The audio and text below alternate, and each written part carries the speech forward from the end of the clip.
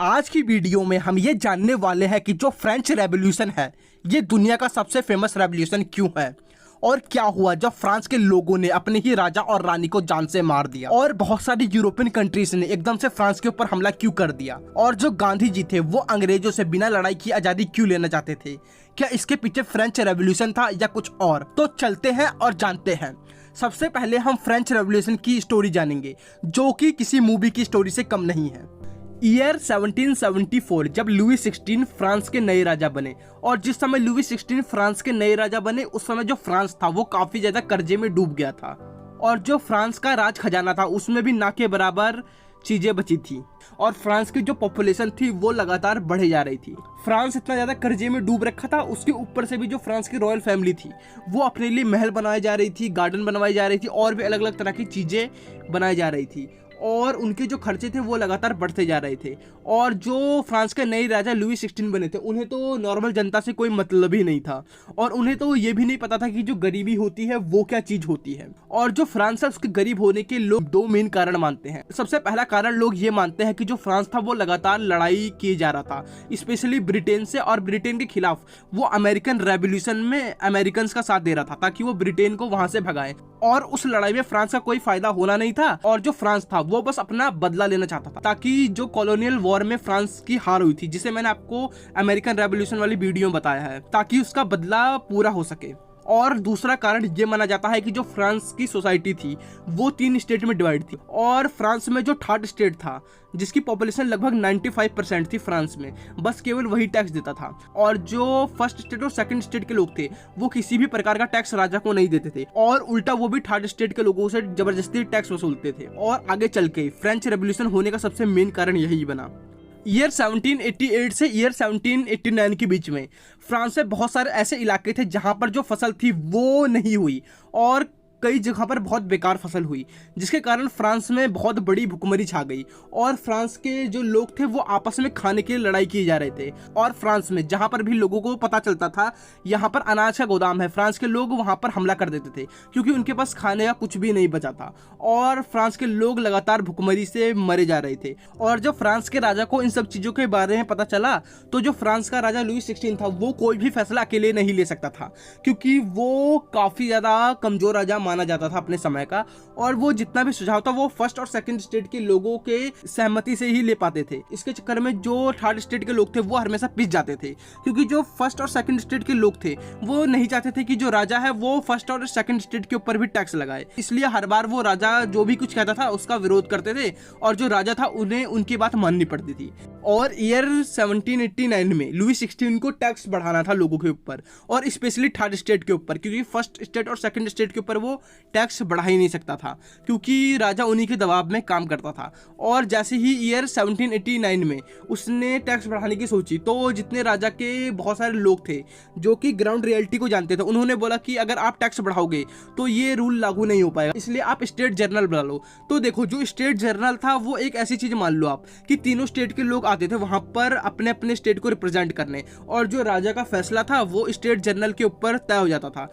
State general जिस हक में वोट करेंगे उस हक में फैसला हो जाएगा। तो देखो तीनों स्टेट के पास एक एक वोट था। जब भी राजा फर्स्ट और सेकंड स्टेट के ऊपर टैक्स बढ़ाने की बोलता वैसे ही दोनों जो स्टेट थे वो एक साथ आके वोट दे देते थे और जिसके कारण और जो थर्ड स्टेट था वो अकेले वोट में रह जाता था, इसलिए जो मेजोरिटी होती थी वो फर्स्ट और सेकंड स्टेट के पास हो जाती थी और यही हर बार चलता था। इसलिए 1789 में जब स्टेट जनरल की मीटिंग बुलाई गई और उसमें जब राजा ने बोला कि थर्ड स्टेट के ऊपर हम और टैक्स बढ़ाएंगे तो थर्ड स्टेट ने इसका विद्रोह कर दिया और उन्होंने बोला हमारे ऊपर तो पहले से ही बहुत ज्यादा टैक्स लग रखा है और फर्स्ट स्टेट और सेकंड स्टेट के ऊपर आप टैक्स बढ़ा दो। पर राजा ये कर नहीं पाया क्योंकि हमेशा जो मेजोरिटी होती थी वो फर्स्ट और सेकंड स्टेट की ही हो जाती थी। और इसी के चक्कर में जो स्टेट जनरल की मीटिंग हुई थी 1789 में उसमें काफी ज्यादा लड़ाई हो गई और थर्ड स्टेट के लोगों ने बोला अब हम जाएंगे यहाँ से और एक नई असेंबली बनाएंगे और जो थर्ड स्टेट के लोग थे वहां से गुस्से में चले गए और वो थोड़ी दूर जाने के बाद एक टेनिस कोर्ट में जाके उन्होंने एक नेशनल असेंबली बना ली खुद की और लुई 16 को लगा कि ये क्या कर लेंगे और जैसे ही नेशनल असेंबली की शपथ ली गई और ये बात पूरे फ्रांस में फैल गई और फ्रांस में हर जगह पर राजा के खिलाफ विद्रोह होने लग गया क्योंकि सबसे ज्यादा लोग थर्ड स्टेट के थे और जो नेशनल असेंबली थी उसमें बहुत सारे नोबेलिटी लोग और बहुत सारे क्लर्जी लोगों ने भी थर्ड स्टेट का साथ दिया, जिसके चक्कर में राजा ने सोचा कि देखते हैं कुछ करना पड़ेगा। पर जो ये विद्रोह था ये लगातार बढ़ते जा रहा था और जो ये विद्रोह था ये राजा के महल के आसपास था, इसलिए राजा ने पूरे फ्रांस से सैनिक मंगा लिए और जितने लोग थे उन्हें बस्टाइल के पैलेस में बंद कर दिया, जो कि नेशनल असेंबली के लोग थे स्पेशली। और जो नेशनल असेंबली के लोग थे वो बहुत ज़्यादा ही राजा से गुस्सा रखे थे और उन्होंने किले का गेट नहीं तोड़ा, उल्टा जो पूरे किले की जितनी भी ईंट थी सबको तोड़ दिया और ले जाके मार्केट में बेच दिया। और जो ये कांड जिस दिन हुआ था वो 14 जुलाई 1789 था और जो वो डेट थी वो आज तक फ्रांस के इतिहास में बहुत ज़्यादा इंपॉर्टेंट डेट मानी जाती है। और उसके बाद जो ये विद्रोह लगातार बढ़ते रहा और इसके बाद नेशनल असेंबली के लोगों ने बोला अब हम राजा की कुछ नहीं सुनेंगे, अभी तक हमारी नेशनल असेंबली थी पर अब हम अपना खुद का कॉन्स्टिट्यूशन बनाएंगे।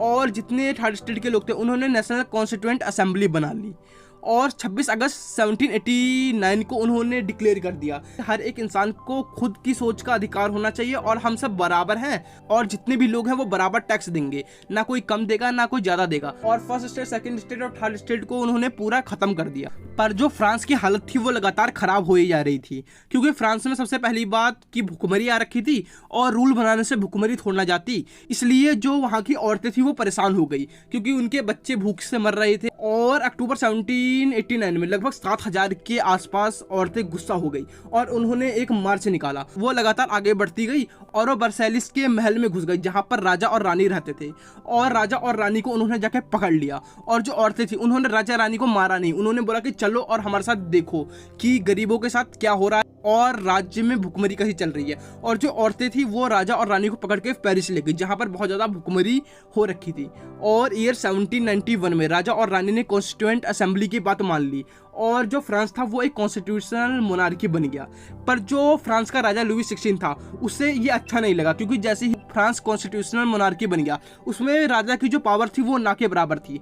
जो लुई 16 था वो आसपास के देशों के साथ मिलकर प्लान बना रहा था कि यहाँ पर मेरा शासन वापस करवा दो, वरना जैसे कि मेरा देश कॉन्स्टिट्यूशनल मोनार्की बना है वैसे ही तुम्हारे देश में विद्रोह हो जाएगा और तुम्हारी पावर छीन ली जाएगी।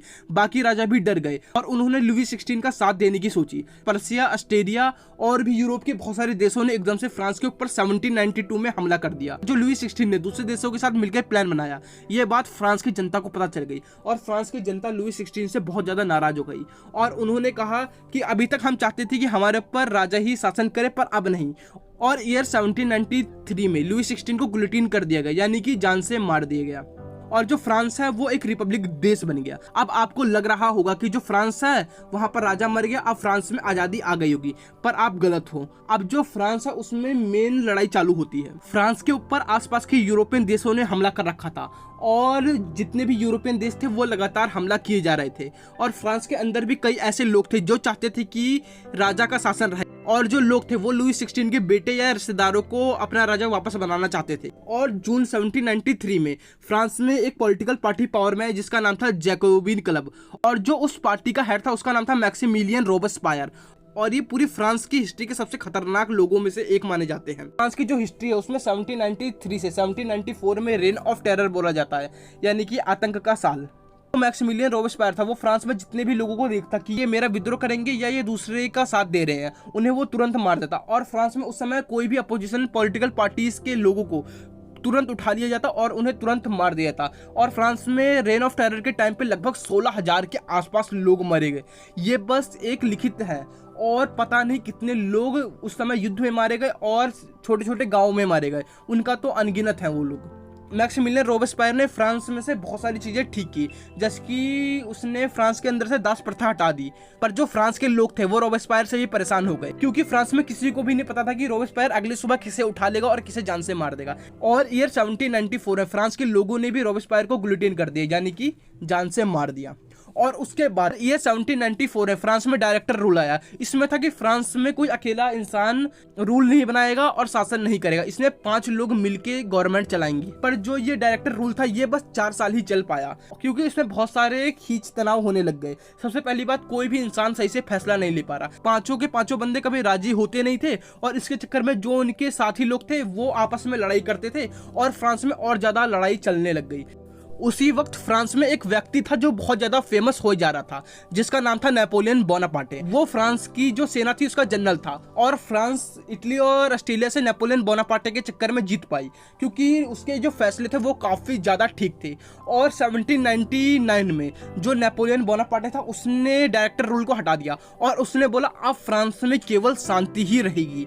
और उसने बोला कि अब मैं फ्रांस में आऊंगा और एक नई गवर्नमेंट बनाऊंगा। और उसने जो फ्रांस की गवर्नमेंट की पावर थी उसे 3 हिस्सों में बांट दिया, और उसमें से एक हिस्सा वो खुद था। और जैसे ही नेपोलियन बोनापार्टे पावर में आया, उसने फ्रांस की शुरुआत में बहुत ज्यादा तरक्की की, और वो लोगों के बीच में काफी ज्यादा पॉपुलर हो गया। और वो फ्रांस में नहीं, और फ्रांस के आसपास जितनी कंट्री थी वहां के लोगों के बीच में भी नेपोलियन बोनापार्टे काफी ज्यादा फेमस होने लग गया। और 1805 में जो नेपोलियन बोनापार्टे था उसने अपने आप को फ्रांस का राजा घोषित कर दिया, और बोला कि अब से मैं फ्रांस का एम्पायर हूं। और जो फ्रांस के लोग थे उन्होंने उसका शुरुआत में विद्रोह नहीं किया, क्योंकि जो उसके रूल थे वो काफी ज्यादा बढ़िया थे। और उस समय जो फ्रांस की कॉलोनी थी उसमें भी उसने बहुत ज्यादा सुधार किया, और उसने फ्रांस के लोगों के लिए बहुत ज्यादा नए रूल बनाए। पर देखते ही देखते आसपास की जो यूरोपियन कंट्री थी वो भी उससे काफी ज्यादा जलने लग गई, क्योंकि जो नेपोलियन बोनापार्टे था वो अपनी सेना अलग अलग कंट्री में भेजता, और वहां के लोग उसकी सेना का स्वागत करते और बोलते ये हमें आजादी दिलवाएगा। और नेपोलियन बोनापार्टे की बढ़ती पॉपुलैरिटी के चक्कर में पर्सिया, रसिया, इंग्लैंड और भी अलग अलग कंट्री थी जिन्होंने फ्रांस के ऊपर एकदम से हमला कर दिया, और नेपोलियन को वाटरलू की जो फाइट थी उसमें हरा दिया, और नेपोलियन को एक आइलैंड पर बंदी बना लिया। और नेपोलियन के पावर में हटने के बाद लुईस 18 को फ्रांस का वापस राजा बना दिया गया। पर जो लुईस 18 था उसकी पावर इस समय कम हो गई, क्योंकि जो फ्रांस था ये अब तक कॉन्स्टिट्यूशनल मोनार्की बन चुका था। पर फ्रांस में अभी तक पूरी तरीके से इक्वलिटी नहीं आई थी, पर धीरे धीरे फ्रांस में बहुत सारे रेवोल्यूशन हुए। और उसके बाद फ्रांस में 1848 में जो दास प्रथा थी यानी कि स्लेवरी थी उसे पूरा खत्म कर दिया गया, और वुमेन्स को भी थोड़े बहुत राइट दे दिए गए, और जितने वर्कर थे उन्हें बहुत ज्यादा राइट मिल गए। और इसके कुछ साल बाद वुमेन को पूरे राइट दे दिए गए, और फ्रांस में अभी इस समय एक कंप्लीट डेमोक्रेसी है।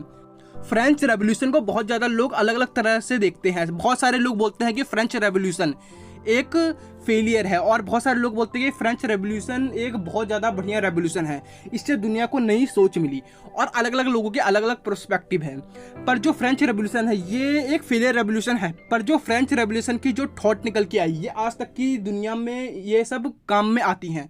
जैसे कि फ्रेंच रेवोल्यूशन की सबसे पहली थॉट थी लिबर्टी, इक्वलिटी, फर्टर्निटी, जो कि आज तक की दुनिया में जितने डेमोक्रेटिक कंट्री है ये इन तीनों स्टेटमेंट को मानती हैं, और ये बोलती है कि हर एक इंसान के बीच में समानता होनी चाहिए, और हर एक इंसान कुछ भी कर सकता है बिना किसी को नुकसान पहुंचाए, और हर एक इंसान किसी भी तरीके का धर्म मान सकता है बिना किसी इंसान को कुछ कहे, और हर एक इंसान के पास फ्रीडम ऑफ एक्सप्रेशन होना चाहिए। ये भी एक फ्रेंच रेवोल्यूशन का ही थॉट था। और फ्रेंच रेवोल्यूशन में बहुत सारी औरतों ने भी बढ़कर पार्टिसिपेट किया, जिसके कारण फ्रेंच रेवोल्यूशन से ये भी पता चलता है कि जो औरतें हैं वो भी समाज में एक बढ़िया स्थान ले सकती हैं। और जो वुमेन राइट की बात है ये भी फ्रेंच रेवोल्यूशन से ही आती है। और फ्रेंच रेवोल्यूशन के चक्कर में पूरे यूरोप में बहुत सारे रेवोल्यूशन हुए, और जो रशियन रेवोल्यूशन है इसका भी बेस फ्रेंच रेवोल्यूशन माना जाता है। और जो इंडिया की आज़ादी की लड़ाई थी इसमें भी फ्रेंच रेवोल्यूशन का बहुत बड़ा हाथ माना जाता है। अब चलते हैं और जानते हैं कि जो गांधी जी थे वो अंग्रेजों से बिना लड़ाई किए आज़ादी क्यों लेना चाहते थे। तो देखो, जो गांधी जी थे उन्होंने फ्रेंच रेवोल्यूशन के ऊपर पूरा स्टडी किया था, और वो बस ये नहीं चाहते थे कि इंडिया को बस आज़ादी मिले। स्पेशली गांधी जी वो चाहते थे कि इंडिया आज़ादी के बाद कैसा बने वो भी डिपेंड करता है। बस आज़ादी लेना हमारा टारगेट नहीं है, आज़ादी के बाद इंडिया कैसे आगे बढ़ेगा वो मेन टारगेट है। क्योंकि आज़ादी तो हमें कैसे भी मिल जाएगी, चाहे हम लड़ाई करें चाहे हम कुछ भी करें, क्योंकि जो अंग्रेज थे वो इंडिया में बस मुट्ठी भर थे, और इंडियन लोग काफ़ी ज़्यादा थे। अगर गांधी जी एक बार में बोलते कि हम अंग्रेजों पे एकदम से हमला कर दे तो अंग्रेज उसी टाइम इंडिया से चले जाते। पर गांधी जी बोलते अगर हम लड़ाई करके आज़ादी लेंगे तो बाद में भी हमारी कंट्री में पावर के लिए लड़ाई होगी, पर अगर हम बिना लड़ाई किए आज़ादी लेंगे और हमारी कंट्री के लोगों को पता चल जाएगा कि बिना लड़ाई किए भी आज़ादी ले सकते हैं। इसलिए जो गांधी जी थे वो चाहते थे कि बिना लड़ाई किए हमें आज़ादी लेनी चाहिए, और जो लड़ाई का रास्ता है वो सबसे बेकार रास्ता होता है, क्योंकि लड़ाई का रास्ता केवल लड़ाई से हटाया जा सकता है, और उस लड़ाई के रास्ते को भी हटाने के लिए कोई और लड़ाई लड़नी पड़ेगी। और गांधी जी के थॉट के चक्कर में इंडिया में आज़ादी के बाद पावर के लिए कोई भी लड़ाई नहीं हुई है, और अलग अलग कंट्री में जहां आज़ादी लड़ाई से ली गई है वहां पर हमेशा आज़ादी के बाद या रेवोल्यूशन के बाद लड़ाई हुई है। पर इंडिया में कोई भी ऐसी लड़ाई देखी नहीं गई है, क्योंकि बेसिकली जो इंडिया में आज़ादी ली गई है वो बिना लड़ाई किए ली गई है। आज की वीडियो आपको कैसी लगी एक बार कमेंट करके जरूर बताना।